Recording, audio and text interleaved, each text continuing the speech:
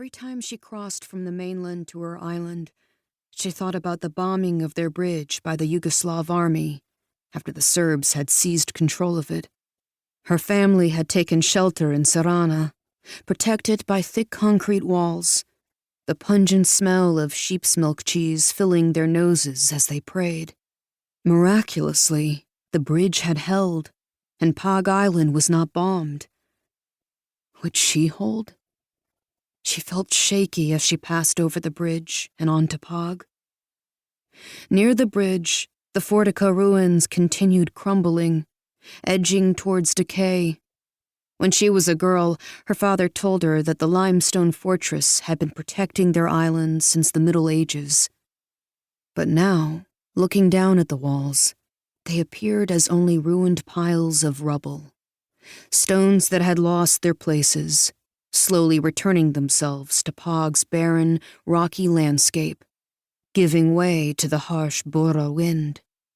"Only the stubborn and strong survive here," the elders had told her. "You'll grow up to be a strong girl." She had to be strong. For her father, Sirana had to survive. Sirana came into view, the weight of her country's history seeping through its concrete facade. A hulking Yugoslav relic. The post-World War II cheese factory looked like another failed communist promise. The sign was cracked now, its pale blue lettering fading into the dull gray background, a kind of shrug against the moody sky. Her father had spent years inside these walls. Sirana was his second home.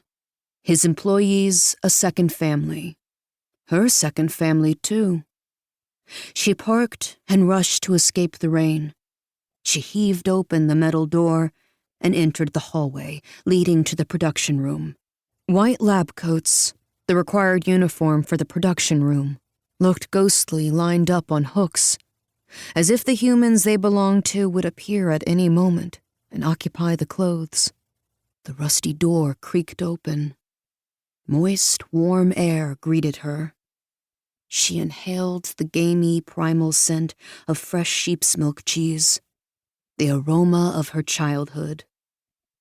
The whir of machinery groaned. Everything was white, from the tile floors to the shower caps to the rubber gloves and rain boots. Men stuffed blocks of white curds, fresh off the line, into white plastic molds. Marina stared at the puddled, curd-littered floor, strewn with cast-off cheese that didn't fit the molds, curled like fallen crescent moons. She closed her eyes. Cocooned by thick factory walls, she was filled with the certainty that season after season, there would be cheese, even during war.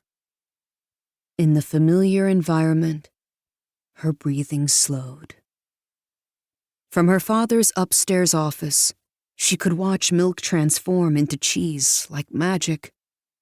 Marina had had a fantasy as a child of jumping into the vat, floating on her back in liters of sheep's milk. Sometimes Nicola had taken her downstairs to visit the production room. He would give her a shower cap and an adult-sized lab coat that skimmed her ankles. She would watch men stir milk with aluminum poles and stuff curds into molds with their fists. In the aging room, towering planks with wheels of cheese were stacked one on top of the other to the ceiling. Marina called it her cheese castle. She grew up with the cheese, aged batches marking birthdays, special wheels imprinted with her initials, MM.